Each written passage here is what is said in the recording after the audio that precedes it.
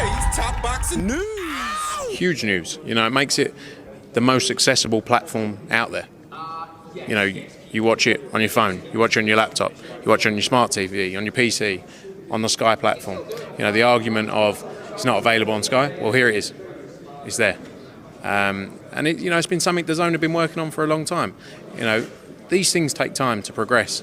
We've only been going in the UK for 18 months now, and this is a big step in what's been worked on by the DAZN team. And like I say, it's now the most accessible platform out there. So, you know, it's an important day, special day for the platform. Well, yeah, it's a process DAZN worked through. It's a discussion that's, you know, a bit like, as I say, been in talks for a long time. As you see, there's a lot of different broadcasters on the Sky platform. You know, similar to, you got BT on there, for example, which is a separate subscription for BT on the Sky platform. So it's the same as that, essentially. You know, it's a discussion they've been having for a while, and yeah, it's great to get it out there. Big news. A day after Joshua Buatsi claimed that the amount of visibility a fighter gets on the DAZN platform is limited because it's an app, a day after he says this news breaks. Killing that narrative. Not that I ever bought into what it was Joshua Buatsi was saying to begin with, or any of the other critics for that matter, that the DAZN platform is merely just an app. Because what? Because apps aren't all the rage right now? Because Netflix, Hulu, HBO Max, Paramount Plus. Those are all apps. Streaming is the future, in case you haven't noticed. And this narrative, this semi-popular narrative, quasi-popular narrative, was cooked up by DAZN's competitors. A bunch of dinosaurs. Their competitors and their critics. What's it been? 2 or 3 years since they debuted in America, and they're not just bigger, much bigger than they were before. They're in bed with both Amazon Prime, and now they're in bed with Sky, available as a channel. The same as BT Sport. I just don't know who these people think they're fooling with all these narratives they try and cook up. I really don't. The truth is, did the fighters that were contracted get the option to move? No. Why would you? Didn't you make a commitment to Matchroom? Didn't you sign a contract? Because if you did while you're under contract, that's the banner that you fight under. Or to stay? We didn't. We were signed on the Matchroom, so wherever they moved to, we had to go.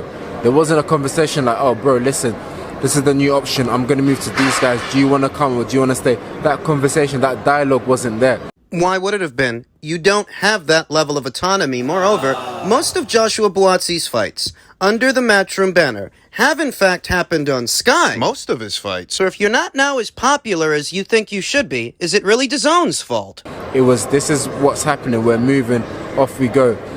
Were the fighters the beneficiary of it? I personally don't think so. And I suppose that Joshua Buatsi's sparse schedule of activity has nothing to do with it. The quote-unquote injury he suffered that saw him withdrawing from the Vlasov fight. He withdrew from the Pascal fight as well. I definitely wasn't a beneficiary of it, so, you know, the other beneficiaries, that's great for them, but I wasn't that. So for me, this is the right move. Like I said, when the move was made, there was no conversation about it. This is what's happening. You guys are contracted to us. You have to do it, and that's how it was. Yeah, look, I was a bit disappointed with some of Josh's comments. You know, I thought we had a good relationship, and you know, yeah, I was surprised to hear some of the things. But you know, I feel like he's pushing a narrative that people have asked him to push. You know, Josh has never been a big outspoken character, and I feel like some of the things were messages that would have been pushed to him. You know, the talk about an app. I mean, let's be honest, the whole world uses their phones and apps these days. You know, Netflix have 230 million subscribers. People are changing, the world is changing, the way people look at things is changing. Let's just cut the bullshit.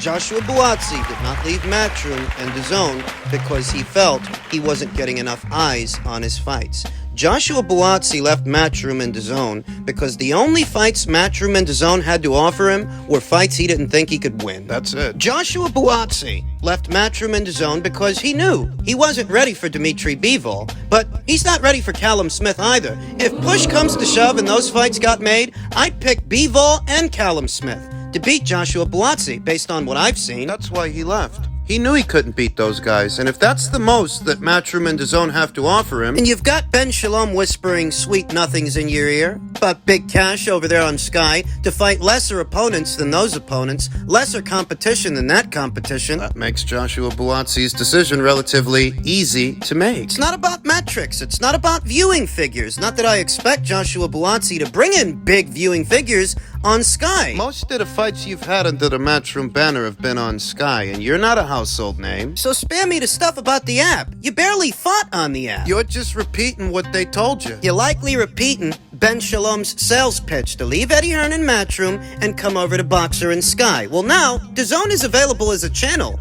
on Sky. Now what? Perhaps based on his own ability, his own talent or the lack thereof, this was the right decision for Joshua Buatsi in the sense that if he would have took that Bivol fight, he would have lost. Yeah. And if he would have took that Callum Smith fight, well, he would have lost that too. Yeah. And on that premise, maybe this was the right decision for Joshua Buatsi in the sense that he can't compete with those guys. He's found his ceiling, his level. The only way he can stay in the winner's bracket and stay an unbeaten fighter is to swerve competition. Tough competition, and that's fine. That's fine for him. It's your life. It's your career. Go make your money. But don't give me the bit about the app. Nobody's watching the app. Nobody saw me on the app. Do what you want. You want to leave Matchroom? You want to leave DAZN? That's fine. But don't pee on my leg and tell me it's raining. Don't give me the bit about metrics. Matchroom had right of first refusal. They had matching rights in the event that one of their fighters' contract expired and got an offer from somebody else. And when push came to shove, Joshua Buatsi's not a big enough name that Matchroom's gonna break the bank in order to keep him, so they let him go. You don't want to fight Dimitri Bivol, and you don't want to fight Callum Smith, so you're useless. If those ain't the kind of fights that you're looking for, you might as well go over to Sky and Boxer. And now that you're there, you better put up some decent viewing figures, since that's what all this is about for you. It's all water under the bridge and change under the couch cushion for Joshua Buatsi. Goes over to Sky, starts badmouthing DAZN. Now DAZN is available on Sky. How do you like them apples? What are you gonna do, huh? What are you gonna do? Fight more guys like Ricard Bolotniks? Let's see what Ben Shalom does with him. Now that he's got him. In other news, Eddie Hearn responded to Oscar De La Hoya's recent criticisms of Canelo Alvarez versus John Ryder, saying he needs to look at his own matchmaking, particularly Jaime Munguia. Absolutely horrific and embarrassing. If you want to look at Canelo's resume and criticize, you're a complete idiot. You'd have to be, and that's what most of these people are. Not exclusive to Oscar De La Hoya. We know what's motivating him. He's like a jilted ex at this point. Seeing Canelo Alvarez, his old main squeeze, palling around with Eddie Hearn, making all this money, making all this news, and he's gonna get a jab in there whenever he can. You know what he ought to do? Get Yanni back in the ring. Said what I had to say about Oscar De La Hoya's criticisms of Canelo versus Ryder in my previous video, but the subject of Jaime Munguia being brought up, you know, that guy... Where is his career going? In what direction is Jaime Munguia going in? He is one of several middleweights in today's middleweight division, stagnant middleweight division, that is quite deliberately kept out of big fights. And for what you are doing with Jaime, or what you aren't, you might as well offer to bring Yanni back over. Top Rank isn't having much luck securing big fights for Yanni Bekalimkanulai. For the right price, maybe they'll let you borrow him. Maybe. You don't have Jaime Munguia doing much else, offering him up for what's supposed to be a Dimitri Bivol fight. Are you fucking serious? You know, that's what Oscar De La Hoya's been running around saying as of late, that he'd like to make a fight between Dimitri Bivol and Jaime Munguia. Dimitri would eat the boy alive. Stop worrying about what Canelo Alvarez is doing. He's not your fighter. And stop pretending that Canelo versus Ryder is worse than what you've got going on, than Zerto versus Gabriel Rosado or Jaime Munguia and the long list of tomato cans that he's been kicking down the road. You just made a fight with the people over there at the PBC between Ryan Garcia and Gervonta Davis. So why don't you call up Uncle Bob and see if you can't make a fight between Jaime and Yanni back. Or Jaime and Esquiva Falcao. Jaime and somebody, anybody, with a pulse. Get that guy a big fight. Isn't it about time? It wasn't that long ago that Oscar De La Hoya himself threw the monkey wrench in what was supposed to be a Charlo versus Munguia fight that the people at Showtime wanted to pay for. You pulled him out of that, but in its place... In its place, what did you make? What did you offer up? The way these guys criticize Canelo Alvarez and whatever he's doing, the logic never seems to apply to them. The logic seems to only work one way, which is what leaves Oscar open for these criticisms. You're in no position to talk. You're not. What Canelo Alvarez is doing is recovering from an injury and satisfying a mandatory challenger simultaneously at the same time. He's just killing two birds with one stone. That's all he's doing, and for what it's worth, John Ryder isn't a bad fighter. A lot of people think he beat Callum Smith. And he has a recorded victory over Daniel Jacobs, a recorded victory over then unbeaten Zach Parker. He is the WBO's interim champion. What the hell were any of those guys that Jaime Munguia's been fighting? You want to criticize that matchmaking? What the hell's your excuse? Canelo Alvarez's biggest critics oftentimes don't know what to say when the logic they use to criticize him is turned back upon them. Used on them. Because there's nothing you can say. Stop propping up these underachievers and lambasting him and thinking you're not going to get called out for it. You are. It's as simple as that. Right now, my goal is Bivol, and then we'll see what happens. But if the fight with Bivol don't happen, then we look other things. Why do you feel Benavidez beats Caleb Plant? I think I don't know, man. It's a good fight. It's a good fight, no? But I think he's more strong. He's had good qualities, so...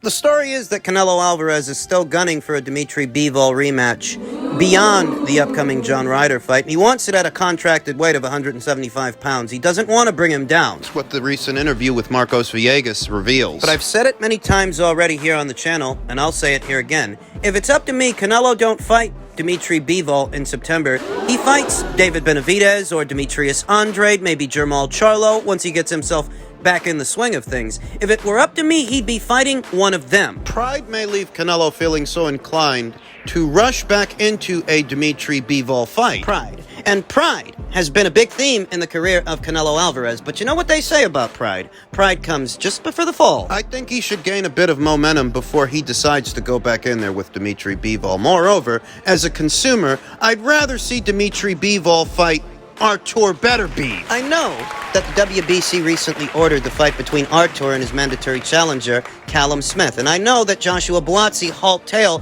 over to Boxer and Sky. So I don't actually know who they're going to find for Dimitri Bivol to keep busy with. I don't know. Because if Canelo is fighting John Ryder in May, what is Dimitri Bivol doing? Who is Dimitri Bivol fighting? I don't know. He's a very complex fighter, a complex boxer that has competed steadily at this level for a very long time now. Several successful title defenses. The kids down there at 168, they're more basic, more beatable, like Demetrius Andrade, like David Benavidez. I say that Canelo Alvarez offers one of those guys an opportunity in September instead of Dimitri. Take out the trash. Take care of David Benavidez. If he beats Caleb Plant later on this month, he will be Canelo's mandatory challenger. For all my criticisms of David Benavidez's career and how it's been handled so far, I'd prefer that Canelo fight him in September instead of Dimitri. Because I'm sick of hearing people talk him up like he's the best thing since sliced bread. I'm sick of hearing about this guy. Moreover, I'm sick of seeing him using Canelo Alvarez's name in interviews to gain press. You make that guy an offer, you bring him over to DAZN. And if he don't want to go over to DAZN, remember the shit of face of boxing. Nobody in this country draws more than you do. And if this guy gives you any guff, any trouble about going over to DAZN for the fight that he claims he wants, he's exposed. That would in effect take care of that narrative, because David Benavidez ain't the one in the driver's seat. You want Canelo?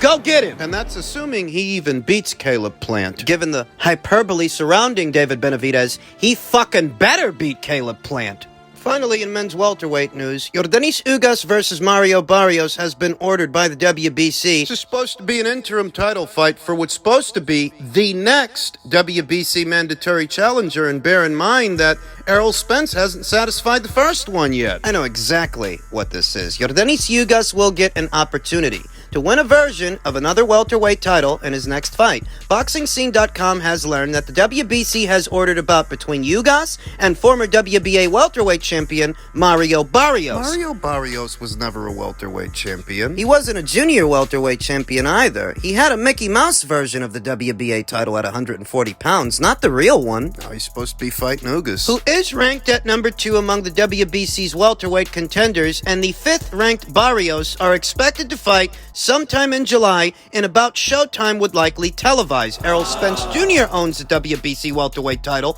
but the undefeated southpaw is expected to face former WBA, WBC welterweight champion Keith Thurman next in a 12-round contest. The Ugas versus Barrios winner would, in effect, be elevated to interim champion beyond that fight. So I'll tell you what this is. The people over there at the PBC are positioning their pieces on the board to maintain a welterweight stronghold. As frivolous as this is, they're affording Mario Barrios yet another crack. Think about it for a second. Yordanis Ugas hasn't fought since he lost to Errol Spence Jr. last year. He's getting a shot at an interim title straight away. And Mario Barrios' name is only known for fights that he lost. Yeah. The Gervonta Davis fight that he lost at 140. Yeah. The Keith Thurman fight that he lost at 147 pounds. Yeah. And these are the two fighters in your ranked standings you're affording this opportunity. How does Mario Barrios get this before Sulaiman Sissoko, who's ranked ahead of him? And how does Mario Barrios get this opportunity before Cody Crowley, who's ranked ahead of Sulaiman Sissoko and Mario Barrios? I'll tell you how. Chicanery. The WBC is basically enabling the PBC to keep everything in-house by ignoring their own rank standings. It doesn't make sense to pay the WBC sanctioning fees for a numerical ranking that they're going to ignore on a whim in order to provide special favors. Privileges. What this is all about is the PBC maintaining a welterweight stronghold. They don't want that WBC title going anywhere. They're going to make sure that one of their guys is the mandatory challenger to that belt. So that if beyond the Keith Thurman fight, Errol Spence Jr. decides to move up to junior middleweight and stays there, one of their guys is already in position to pick the belt up should it go vacant. And I don't know, after that, after some time passes, maybe Al Heyman and the PBC decide to poach Jaron Boots Ennis from Cameron Duncan the same way they just poached Brandon Lee from Cameron Duncan. because in case you didn't know, Brandon Lee, who you may have seen on some PBC shows, wasn't an according to Hoyle PBC fighter. It's only recently that he entered into an advisory deal with Al Heyman. The same might happen with Boots down the line, and if it does, maybe they'll let him fight for that WBC title against the winner of Ugas versus Barrios. Provided that the winner of Ugas versus Barrios is eventually elevated to full champion. That's what I think they're doing, getting their pieces in position on the board to ensure that green belt stays on their side of things.